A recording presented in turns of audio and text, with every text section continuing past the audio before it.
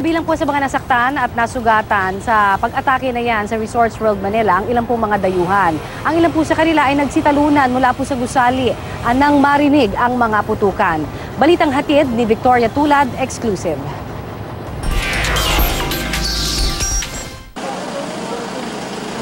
Dumadaing sa sakit ang Chinese national na ito nang isugod sa San Juan de Dios Hospital sa Pasay City pasado alas 2:30 ng madaling araw. Nakausli ang buto sa kaliwa niyang binti matapos daw tumalon mula sa hindi patukoy na palapag ng gusali ng Resorts World Manila noong nagkaroon ng putukan at sunog doon. Ang lalaking Pinoy na kasama niya, inaalalayan naman ang kanyang braso. Dislocation po sa may bandang hita, tapos yung isa po, shoulder. Ilang foreigners din ang isinugod sa San Juan de Dios Hospital. Ayon sa isang Korean national na nagtatrabaho sa Resorts World Manila, nakalanghap umano ng usok ang kanyang katrabaho. Kwento naman ni Marieta Cancino, naglalaro lang daw sila sa casino sa ikalawang palapag nang biglang pumasok ang ilang sumisigaw na tao. Bagaman hindi niya nakita ang gunman, alam daw ni Marieta na ito ang sunod na pumasok dahil nakarinig na siya ng mga putok ng baril. After 15 minutes, paputok lang siya ng paputok. After 30 minutes, andyan na yung tear gas. Ayun, nagdilim na. Wala na kami makitang ilaw. Ano niyo po nasabing tear gas? Kasi maitim yung kwan kasakap. Maitim yung usok tapos hindi kami makahinga. Baka nga namin, mamamatay na kami Ayun, nagdasal na lang kami na nagdasal. Sumunod na lang daw sina Marieta sa ibang tao hanggang sa makalabas sila sa basement. Sa Pasay General Hospital, nakastretcher na dinala si Joran de la Cruz, isa sa mga tumalon mula sa ikalawang palapag ng isang gusali sa Resorts World Manila.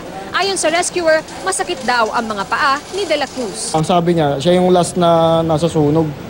So nakalanghap na siya ng usok, tapos may narinig na siya nagbabarilan. Tumalo na siya. Kinaumagahan, isa-isa nang pinauwi ang mga pasyente ng San Juan de Dios Hospital na minor injuries lang ang tinamo, gaya ni Ian Marcos na may mga galos lang. 20 minuto raw silang natrap sa isang VIP room sa ikalawang palapag nang magsimulang mamaril ang gunman. Hindi raw niya ito nakita dahil napatakbo na siya agad. Binasag lang yung yung window binasag yung window nung junket sa may labas. Yun na, yung cortina pinagduktong-duktong lang.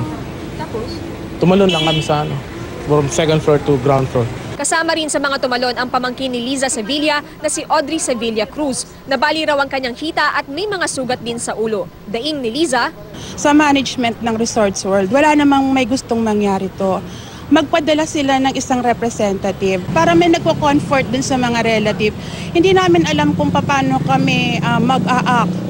Hindi namin alam kung hanggang saan yung limitations ng insurance. Pero sabi ni June Mangosing, supervisor ng Resorts World Casino, may ipinadala ng kinatawan ng Resorts World Manila para tumulong sa mga pasyente.